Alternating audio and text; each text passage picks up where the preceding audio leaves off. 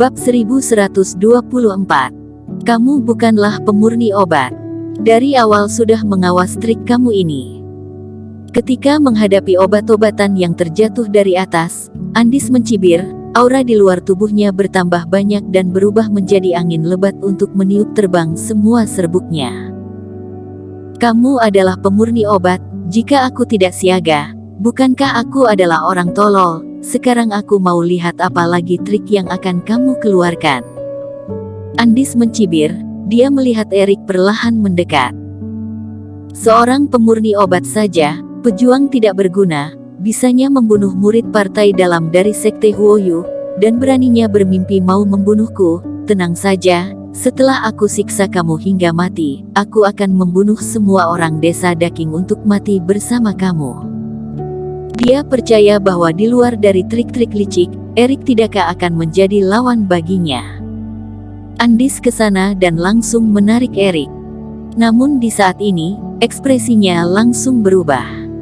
Karena pohon di belakangnya ini tiba-tiba terdengar suara yang membuat kulit kepala merinding. Andis berbalik kepala dan seketika dia melihat dari dalam hutan muncul segumpulan kabut hitam tengah berlari cepat ke arah dia.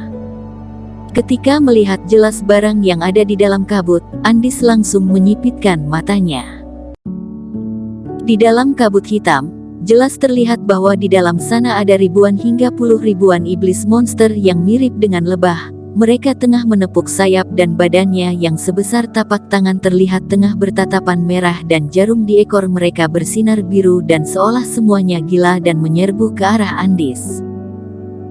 Meskipun kemampuan dari lebah beracun ini tidaklah kuat, namun jumlahnya terlalu banyak, dan racun dari lebah ini sangatlah menakutkan. Sekalipun ditusuk beberapa kali, dia juga akan terluka lumayan parah.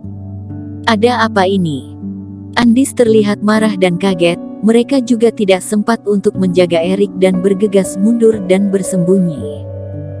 Dia merasa bahwa setelah masuk ke dalam hutan dia terus saja berhati-hati dan tidak pernah menyinggung iblis monster beginian. Apakah kamu kira serbuk itu aku persiapkan untukmu? Erik mencibir dan juga ikut mundur. Obat ini adalah barang yang bisa membuat lebah beracun menjadi gila. Mereka akan kehilangan kesadaran dan membunuh semua benda hidup di area itu. Namun Erik sudah mempersiapkan obat untuk menjaga kondisi ini. Jadi semua lebah beracun hanya menyerang Andis. Ark! Andis terus mengerang. Dia sekali tidak berhati-hati dan wajahnya ditusuk oleh lebah beracun dan pipi kanannya langsung membengkak. Dia langsung membunuhnya. Erik, aku juga tidak bisa mengampunimu. Andis langsung marah dan mengeluarkan sebuah batu jimat, dan dengan ekspresi sangatlah sakit hati, dia lalu menghancurkannya. Seketika sebuah cahaya menembus langit dan di sekeliling Andis muncul aliran udara yang besar, dan auranya itu ketika menyentuh lebah beracun langsung membuat lebah beracun hancur berkeping-keping. Erik melihat ini dan langsung terbang ke sana. Ketika memegang wajahnya yang membengkak, Andis marah hingga darahnya mengalir ke atas kepala. Dia nyaris kehilangan kesadaran dan mengejar dengan menggunakan pedang. Saat ini dia hanya punya sebuah pemikiran saja, yakni ingin membunuh Erik. Dan di detik selanjutnya, Erik langsung muncul di atas pohon besar di hadapannya dan tengah menatapinya dengan tatapan meledek. Mati! Andis berteriak dan tidak bisa menerima ledekan dari pertapa biasa begini. Apakah kamu kira kamu masih bisa bergerak sekarang? Di saat ini di bawah kaki Andis bersinar belasan cahaya dan bagaikan tali dan mengikat di badannya, dan mengikatnya di tempat itu sampai pedang di tangannya juga sampai terlepas dan terjatuh di lantai. Andis sangatlah kaget dan barulah sadar dari kemarahannya. Jika tadi dirinya tenang dan kerohaniannya dilepaskan, dia tidak akan terkena jebakan rendah begini, namun Erik sengaja membuatnya marah dan kehilangan kesadaran. Pedang besar kamu ini lebih bagus daripada pedang milik adik seperguruanmu, kalau begitu gunakan pedangmu untuk membunuhmu saja. Erik menyipitkan matanya dan mengambil pedang Andis. Dia lalu melompat dan pedang di tangannya bersinar emas. Apa yang ingin kamu lakukan? Ketika merasakan aura bahaya dari dalam pedang, Andis merasakan rasa takut. Tentu saja membunuhmu. Erik mencibir dan sinar di pedang semakin berterang. Jurus 13 tebasan, tebasan ke-9. Tidak mungkin, ternyata kamu bukanlah seorang pemurni obat. Sinar emas menerjang langit dan menyinari wajah Andis yang kaget bercampur marah itu. Dia tidak menyangka bahwa selain ada trik pemurnian obat, Erik masih punya trik sepergi begini. Setelah merasakan niat pedang yang kuat dari Erik, dia membuktikan dirinya sendiri telah salah pikir sebelumnya. Erik bukanlah seorang pejuang rendahan biasanya, melainkan dia adalah seorang petapa abadi yang sangatlah kuat di bidang pedang. Sebuah sinar pedang menerjang langit dan terus membesar di tangan Erik, bagaikan adalah cahaya mentari pagi hari yang menyinari hutan. Dan setelah itu di bawah ekspresi kaget dari Andis, Erik menebas pedangnya dan sinarnya yang terang itu mengarah ke arah Andis. Sekalipun kamu adalah pertapa pedang, kamu juga bermimpi ingin membunuhku. Ketika menghadapi kondisi hidup dan mati, Andis berteriak dan di depan dadanya bersinar dan membungkus seluruh badannya. Sebagai murid partai dalam dari Sekte Huoyu, dia tentu saja juga punya trik untuk melindungi dirinya. Dor! Sinarnya menerjang ke langit dan langsung menerjang hingga sejauh 300 meter, dan itu membuat ruangan yang besar di tengah hutan dan seluruh tempat yang dilewati sinar pedang terlihat longsor ke dalam bagaikan gat. Asap dan debu berterbangan kemana-mana, ada banyak pepohonan yang jatuh dan lantai terus bergetar bagaikan gempa bumi.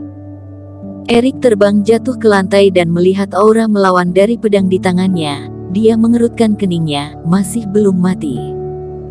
Hingga setelah asap hilang, Andis muncul lagi di hadapan Erik. Saat ini dia tengah berlutut di lantai dan tatapannya ke arah Erik penuh dengan rasa takut. Kemampuan yang ditunjukkan oleh Erik hanya sekitar level 3 dari tingkat keilahian. Namun serangan ini membuatnya menggunakan aura pelindung dari sesepuhnya yang mana adalah fase keilahian level 9 barulah dia bisa selamat. Kabur. Saat ini di dalam hati Andis hanya ada satu pemikiran saja, dia juga tidak ingin membunuh Erik lagi, saat ini dia hanya ingin cepat kabur dari tempat ini saja, dan meninggalkan Erik si manusia gila ini. Jika Titka yang mati akan adalah dirinya sendiri. Badan Andis bersinar merah darah, dia terbang dan terus berlari ke arah kejauhan. Sihir yang tidak pernah ditemui lagi, soal adalah membakar darah untuk meningkatkan kecepatan. Erik merasa ajaib. Andis hanyalah seorang murid partai dalam dair Sekte Huoyu saja, namun trik yang dikerahkannya sudah mendekati putra suci dari keluarga di dunia tersembunyi. Benar saja, di dunia ini ada banyak jenius, bahkan murid biasa saja juga tidak boleh diremehkan. Erik bergerak dan juga mempercepat kecepatannya untuk terbang ke arah Andis. Emmet, mengapa kamu masih belum datang? Di dalam hutan masih tengah kejar mengejar, namun kondisinya berbalik dengan sebelumnya, sekarang yang kabur malah menjadi Andis. Andis berbalik kepala dan melirik Erik, keringatnya terus berkucuran. Jiak, biasanya jika dia mengerahkan sihir kabur, Erik seharusnya tidak bisa mengejarnya. Namun dirinya tadi terkena racun lebah dan juga dihajar hingga sekarat oleh Erik, sekalipun sekarang menggunakan trik pembakaran darah, kecepatannya juga berkurang banyak. Di saat pelarian diri masih berani tidak fokus. Di saat Andis sembarangan berpikir, Erik yang berada di belakangnya tiba-tiba menghilang. Dan sebuah suara muncul di depannya, sebahu tangan mencengkram leher Andis. Erik. Andis melotot dan seolah melihat hantu untuk menatapi Erik yang mengangkatnya. Dia tidak menyadari kapan Erik berlari hingga ke hadapannya. Tulang lehernya terus berbunyi, Andis berwajah pucat dan dia merasakan bahwa dirinya sudah nyaris mati dicengkram Erik. Bersambung. Terima kasih telah menonton video ini sampai akhir. Jangan lupa subscribe dan nantikan kisah episode selanjutnya hanya di Novel Story. Salam.